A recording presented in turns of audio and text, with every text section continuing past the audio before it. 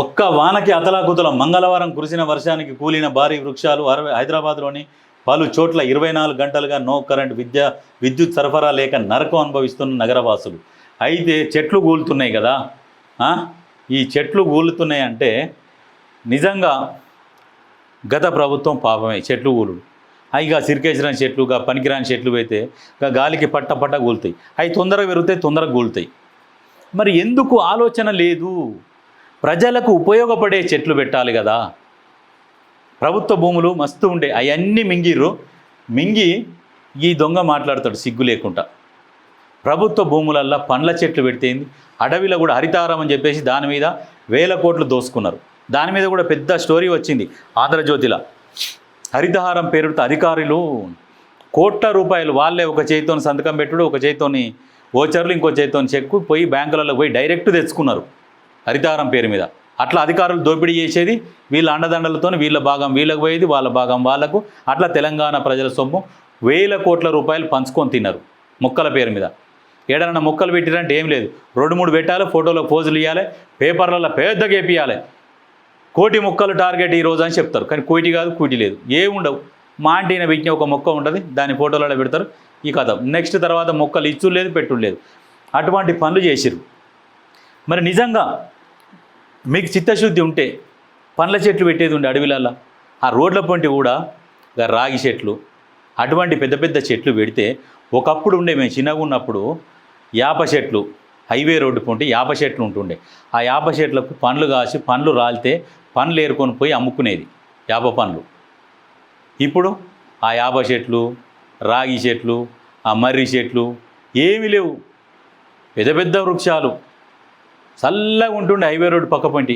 ఎవరైనా సైకిల్ దొక్కుకుంటూ పోయేది. అప్పుడు ఇవన్నీ బండ్లు కాదు, సైకిల్ దొక్కుకుంటా బండ్లు కూడా చిన్న చిన్న బండ్లు. అప్పుడు ఈ పెద్ద పెద్ద ఈ జెట్ స్పీడ్ ఇవన్నీ ఏం లేకుంటుండే, రిక్షాలలో పోయేది.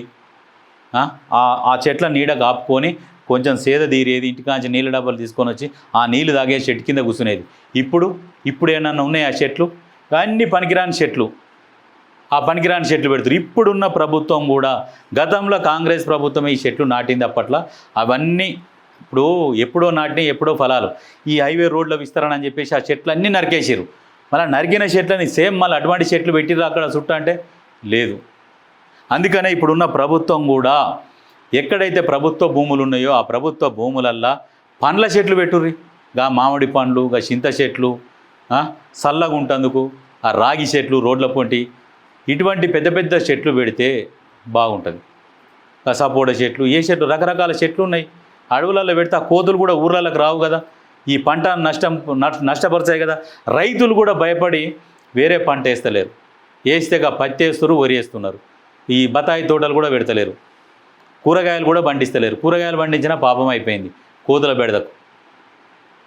మరి ఇటువంటి పరిస్థితి అవుతున్నప్పుడు ప్రభుత్వం కూడా ఆలోచన చేసి ఖచ్చితంగా పండ్ల చెట్లు పెడితే బాగుంటుంది. అయితే ఈయన ఏమంటాడంటే తొలి వర్షానికే చేతులు ఎత్తేసిన సర్కార్ అని విమర్శిస్తుండ్రు. హైదరాబాద్ ప్రజల నరకయాతనట. ఈయనకి లజ్జ సిగ్గేమని ఉండాలి కొంచెం అన్న. మరి అట్లా కావడానికి కారణం ఎవరు? మరి 10 సంవత్సరాలలో బంగారు తెలంగాణ చేస్తామని చెప్పిన దొంగలెవరు, లంగలెవరు? 10 సంవత్సరాలు మున్సిపల్ శాఖ మంత్రిగా ఉన్నాడు. మళ్ళా తొలి తెలంగాణ ముఖ్యమంత్రి కొడుకు, బంగారు తెలంగాణ చేస్తాన్న ఆయన కొడుకు ఈయననే. ఈయన మళ్ళీ ముఖ్యమంత్రి అభ్యర్థి అని చెప్పుకొని తిరుగుతుండు. నెక్స్ట్ ఎలక్షన్లల్లో నేనే ముఖ్యమంత్రిని అభ్యర్థిని అని చెప్పుకొని తిరుగుతుండు. ఈయన పరిపాలించిన 10 సంవత్సరాలలోనేమో ఇట్లా అయిపోయింది. మరి ఈయన చక్కగా పరిపాలించింటే ఇవాళ ఈ వానలు ఇవన్నీ చెరువులు కబ్జా గురి కాకుంటే ఈ పరిస్థితి ఉండేది కాదు కదా. వీళ్ళే 1200 చెరువులు కబ్జా చేశారు. మళ్ళీ ఇట్లా అయిందని చెప్పుడు. దొంగతనం చేసిన దొంగ రోడ్డు మీదకి వచ్చి దొంగ గడవైండి అని చెప్తాడట. ఈ దొంగ కూడా అసొంటోడే. చేసిందంతా సర్వనాశనం చేసింది వీళ్ళు. వచ్చి ఇట్లయింది అట్లయింది మాకేం తెలుసు అని నంగనాశి ముచ్చట్లు చెప్తున్నాడు. మీరు వచ్చి ఆ 1200 చెరువులు కబ్జా గురి చేయకుండా మిగతా చెరువులను కూడా కాపాడి ఆ నాలాల మీద అక్రమ కట్టడాలను తొలగించుంటే ఇవాళ ఈ పరిస్థితి ఉండేదా? ఆలోచన చేయరు ప్రజలారా. మీరే ఆలోచన చేసుకోరు. అది ఏం చెప్పాం ఏంటంటే ఎంతసేపటికి వీళ్ళని విమర్శిస్తున్నారు, మీరు కాంగ్రెస్ పార్టీని మోస్తున్నారు, ఇవన్నీ ముచ్చట్లు చెప్తారు. యాదగిరి గుట్ట డెవలప్మెంట్ కోసం అని చెప్పేసి ఈయన ఇక ఏంది 25,000 కోట్లు 100 కోట్లు, మెల్లిమెల్లిగా దాన్ని పెంచుకుంటా దాన్ని ఏం చేసిండు, ఫస్ట్ 200 కోట్ల కానీ స్టార్ట్ చేసి 1600 కోట్లకు యాదగిరిగుట్ట డెవలప్మెంట్కు దగ్గర 1400 కోట్లు కేటాయించిండు. మరి ఆ గుడికి అన్ని 1400 కోట్లు అయితే మీరు ఆలోచన చేయరు. కొంతమంది ఇల్లు కట్టిన వాళ్ళు ఉంటారు, కొంతమంది కాంప్లెక్స్లు కట్టిన వాళ్ళు ఉంటారు. అంత ఖర్చు అవుతుందా? అన్ని 1400 కోట్ల ఖర్చు అవుతుందా? ఓన్లీ గుట్ట వరకే డెవలప్మెంట్ చేసిరు. దాంట్లో మరి ఎంత దోసుక తిన్నారు? ఎందుకు యాదగిరి గుట్ట మీద ఫోకస్ పెట్టిండు? మిగతా గుళ్ళని ఎందుకు డెవలప్ చేయలే ఆయన? ఓన్లీ యాదగిరి గుట్టనే ఎందుకు ఫోకస్ పెట్టిండు? తెలంగాణ టీటీడీ అని చెప్పిండు, దానికి వైటీడీ అని పేరు పెట్టిండు, ఇవన్నీ పెట్టిండు లాస్ట్కు. ఎందుకంటే యాదగిరి గుట్ట చుట్టూ ప్రభుత్వ భూమి 25,000 ఎకరాల భూములు ఉన్నాయి ఆడ. ఆ 25,000 ఎకరాలు ఇప్పుడు కనుమరుగైపోయినాయి, ఎక్కడ కూడా లేవు ఆ భూములు. అవన్నీ ప్రైవేట్ పరం అయిపోయినాయి. గుట్టలు కావచ్చు, చెట్లు కావచ్చు, పుట్టలు కావచ్చు, ప్రైవేటు పరమైపోయి వాటి రైతు బంధు కింద కన్వర్ట్ అయిపోయినాయి. కొంతమందికి భూమి లేకున్నా కానీ పాస్బుక్లు వచ్చిన వాళ్ళు కొంతమంది ఉన్నారు. అట్లా ప్రజల సొమ్ముని దోసుకోవడానికి ఈ రకరకాల స్కెచ్లు, ప్రెస్ మీట్లో మాట్లాడేది ఒకటి, చేసేది ఒకటి, ఈ రకంగా చేసిండు కేసీఆర్.